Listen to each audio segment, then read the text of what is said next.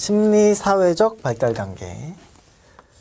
여기에서 볼 수 있듯이 심리성적 발달 단계와 다르게 사회라는 단어가 들어갔다. 그렇기 때문에 에릭슨과 프로이트가 계속 비교가 될 거다라는 걸 우리가 이제 이해할 수 있겠죠. 그래서 프로이트하고 에릭슨을 계속 비교하시면서 보시는 게 중요하고, 그것도 이제 많이 문제로 취급이 되는 내용이죠. 자, 첫 번째, 유아기, 아동기, 학년 전기, 학령기, 청소년기, 성인 초기, 장년기, 노년기 이렇게 되어 있는데, 이것도 중요하지만 그 옆에 있는 기본적 신뢰감 대 기본적 불신감, 자율성 대 수치심과 의심, 이런 내용들이 굉장히 중요합니다.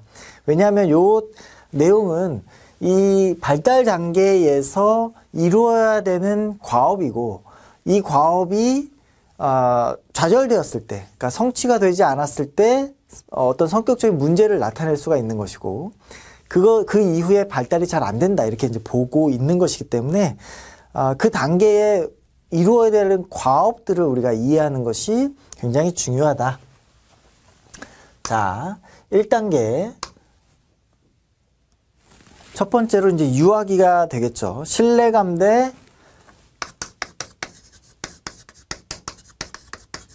기본적 불신감.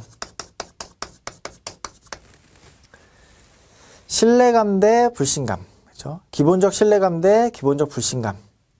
네. 기본적이라는 단어를 빼고 외우기 쉽게 신뢰감 대 불신감, 이렇게 정리를 좀 해 놓으시면 되겠습니다. 신뢰감 대 불신감이라고 하는 것은 이 시기를 한번 여러분들이 좀 생각해 보시면 어머니와의 어떤 애착 형성을 하는 그런 단계가 되겠죠. 그렇기 때문에 그 애착 형성이 잘 되지 않으면 불신감이 생기게 되는 것이다. 그래서 불안정 애착으로 인한 굉장히 어떤 성격 형성이 성격이 형성될 것이다, 이렇게 이해할 수 있겠죠. 그래서 애착 관계가 중요하다. 자, 두 번째 단계. 두 번째 단계는 자율성 대 수치심과 의심.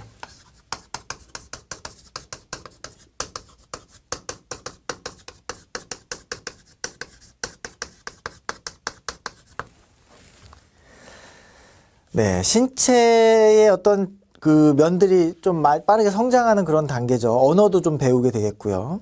그래서 그 배변 훈련도 받게 되고, 그렇기 때문에 통제, 조절 이런 감각들을 발달시켜가지고 자율성을 확보하는 것이 이 시기의 과업이다, 이렇게 이해하시면 되겠고요. 그것이 좌절되면 수치심과 의심이 생긴다. 그러니까 배변 활동이 가장 핵심적인 내용이니까요. 그 조절 능력을 획득하게 되면 자율성을 획득하는데, 그렇지 못하면 굉장히 수치심 또는 의심을 하게 된다, 이런 것이죠. 그래서 이 시기에 이제 사회적인 어떤 기준들을 좀 배우게 된다, 보시면 되겠고, 네, 세 번째 단계에서 주도성 대 죄의식.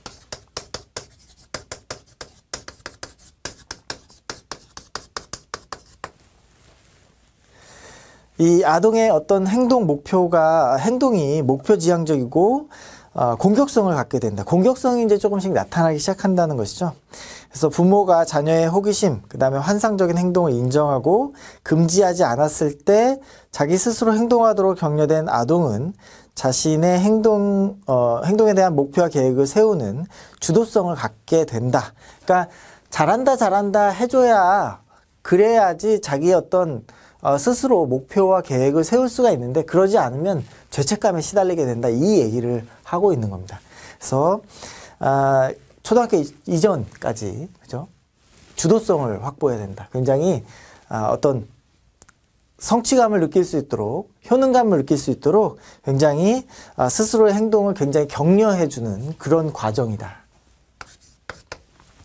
네 번째 단계에서는 근면성 대 열등감.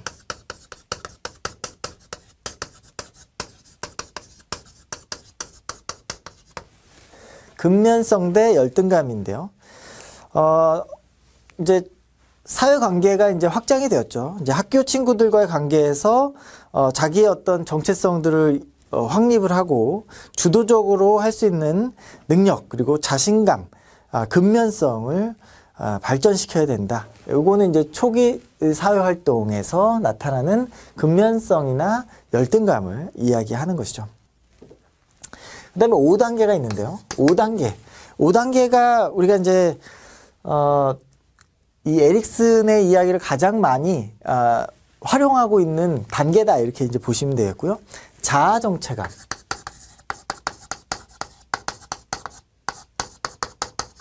자아 정체감 형성. 자아 정체감 혼란.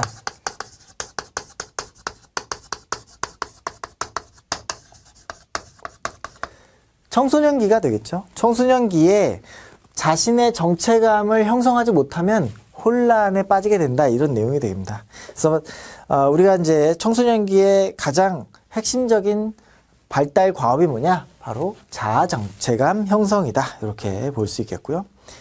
그 다음에 6단계. 6단계는 친밀감 대 고립감.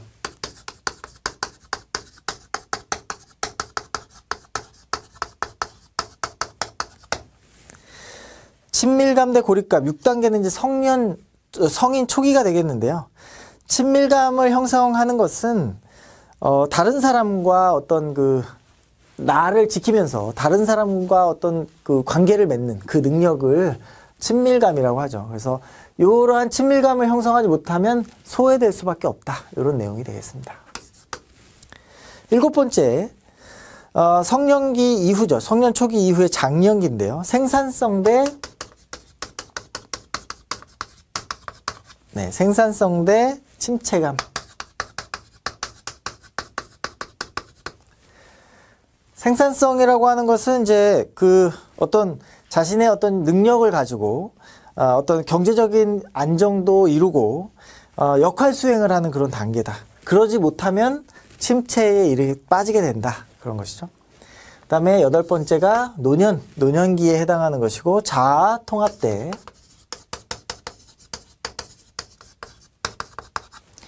자아 통합대 절망감. 노년기에는 이 전 인생을 다 종합하고, 그죠? 통합하고 평가하는 그런 과정을 거치는데, 그렇지 못하면 이제 절망에 빠지게 된다. 이런 내용이죠. 그래서 전 세대에 걸친 발달 단계를 이해하게 되었다라는 것이 핵심적인 내용이고요. 프로이트의 어떤 심리성적 발달 단계는 여기 정도까지고 실제로는 요 정도, 3단계 정도까지가 핵심 내용이었는데, 이후의 어떤 발달 단계도 에릭슨은 다 이야기를 했다. 그리고 이거를 어떤 성적인 어떤 리비도의 영향력만으로 이야기하는 것이 아니라 사회적인 발달 단계로 확장했다라는 것이 핵심적인 내용이 되겠죠. 그 단계별로 핵심 내용들이 있는데요. 1단계는 여기 정리를 해보면, 엄마와의 관계가 이제 중요한 것이죠. 엄마, 희망. 그렇죠? 그리고 2단계에는 부모.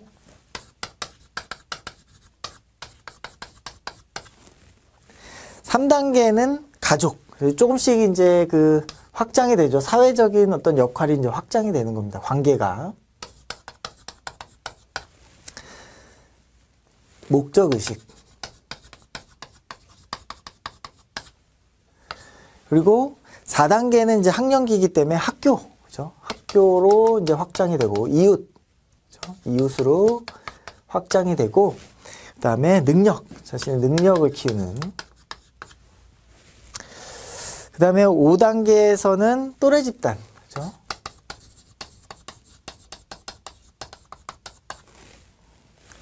그리고 성실. 이런 것이 이제 핵심적인 어떤 과업이 되겠다. 그리고 6단계에서는 우애나 사랑, 경쟁 대상자. 그죠? 사실 여기에서는 어떤 동료 집단들이 이제 될 수 있겠죠. 동료 집단. 그래서 경쟁, 사랑, 우정, 경쟁, 대상. 그리고 여기에서 이제 핵심은 이제 사랑이란 내용이 될 것이고요. 그다음에 7단계에서는 직장 동료, 뭐 확대 가족 그리고 배려가 핵심적인 내용이 되겠다. 8단계에서는 인류와 동족 굉장히 이제 사회적으로 확대가 되는 그런 내용이 되겠죠.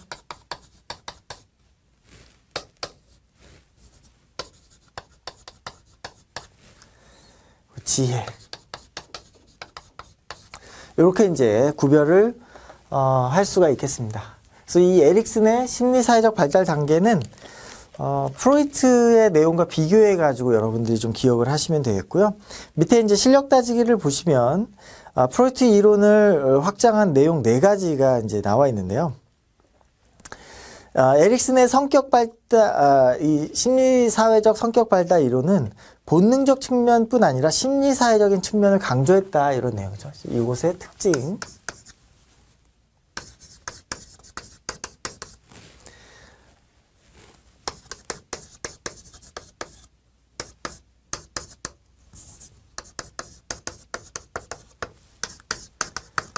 심리사회적 영향력, 그죠? 심리사회적인 측면을 강조했다. 네, 심리사회적인 측면을 강조했다. 그리고 자아를 더 강조했다. 원초화보다는, 본능보다는 자아를 강조했다. 실제로 이제 프로이트의 이론이 미국으로 오면서 어떤 본능에 대한 그 이야기보다는 자아에 대한 이야기를 훨씬 많이 하게 되죠. 그래서 자아를 강화시키는 쪽으로 더 많이 확장되었다, 이렇게 이해를 하시면 되겠고요. 프로이트가 본능을 강조한 반면에 전체 성격의 형성에 문화, 사회, 역사의 영향력을 인식했다. 심리사회적인 측면을 강조했다는 것과 일맥상통하는 내용인데요. 문화라든지 사회적인 영향력을 수용했다, 이렇게 정리할 수 있겠죠. 네 번째로 성격 형성의 미래도 이제 중요하다고 봤다. 네.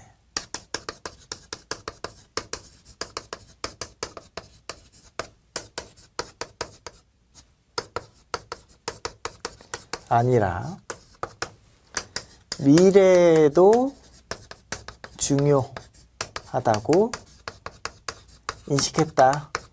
그래서 전생에 걸친, 그죠? 전생에 걸친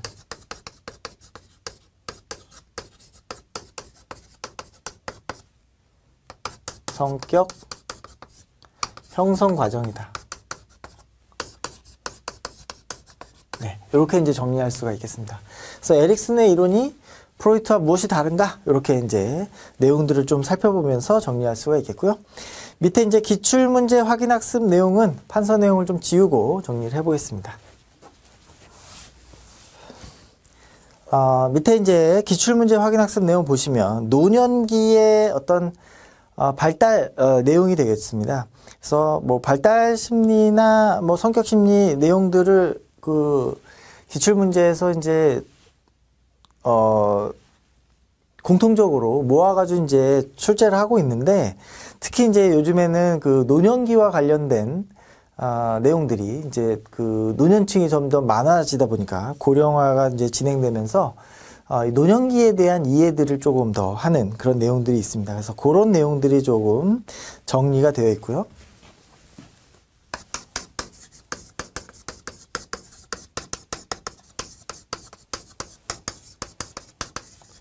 네, 노년기에는 어떤 심리적 변화가 일어나는가?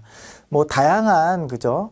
뭐 에릭슨의 이론에서도 8단계가 노년기이고 자아통합 대 절망감, 이런 과업들이 있다라고 이야기를 하고 있는데, 이때의 어떤 특징들은 무엇인가? 이렇게 살펴보면 첫 번째, 네, 우울증의 경향이 증가한다. 이거는 우리가 에릭슨의 이론으로 보면 절망감과 연결될 수 있겠죠.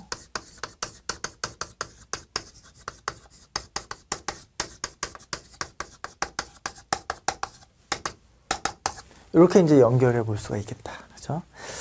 뭐 신체적인 질병, 뭐 배우자의 죽음, 경제적인 상황, 뭐 고립, 그 다음에 일상생활에 대한 통제 불능. 이게 무슨 얘기냐면 이제 신체적으로 어떤 기능이 저하되다 보니까 이제 뭐 자기 통제가 자기 통제가 어려워지고 후회 뭐 이런 것들이 이제 생기게 되겠고요. 그 다음에 내적 성향, 그 다음에 수동성이 증가하다.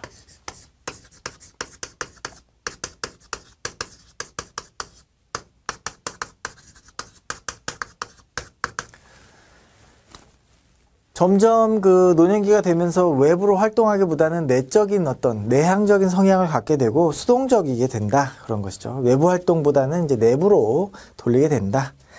세 번째로 성 역할 지각의 변화.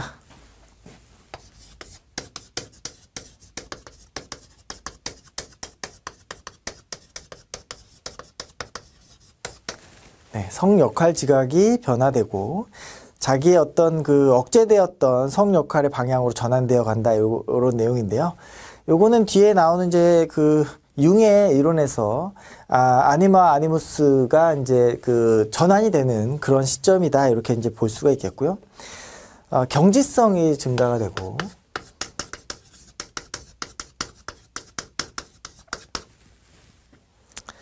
그다음에 조심성도 증가가 되고요.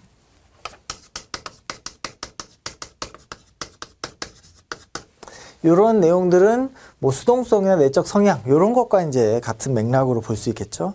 그다음에 사물에 대한 애착, 유산을 남기려는 경향, 의존성이 증가하는 것이죠.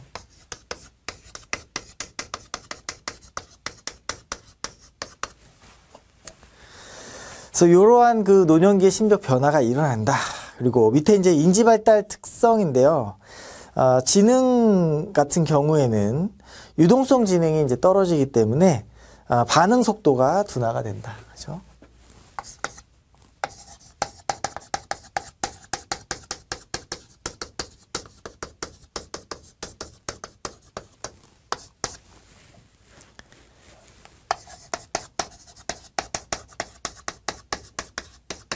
네, 유동성 지능이 떨어진다. 그리고 노년기 인지 기능의 저하는 처리 속도, 처리 속도가 떨어지는 거죠. 속도가 저하가 되고. 그리고 갑작스럽게 큰 폭으로 감퇴를 보이는 최종 급강하 현상이라는 것이 나타난다.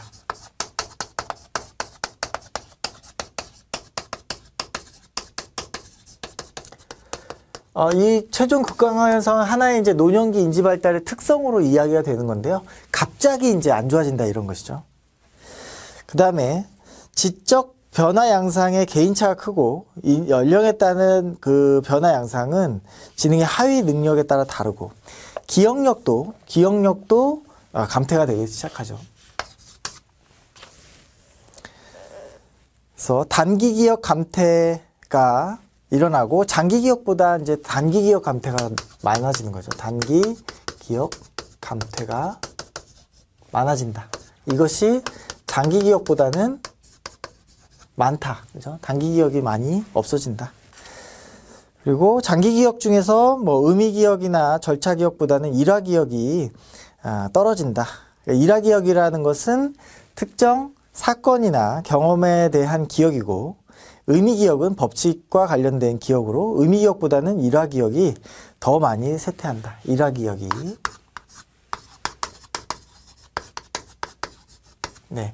일화 기억이 감퇴가 많이 된다. 네. 일화 기억 감퇴가 많이 된다.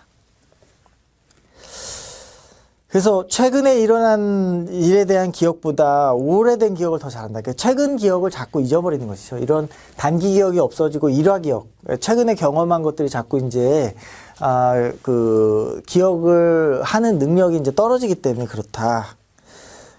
인지 기능의 쇠퇴에 직면하기 때문에 어떤 최적화 전략, 그래서 뭐 메모를 한다든지 한 가지만 이렇게 한다든지 이런 최적화 전략이 나타나게 되는 것이죠.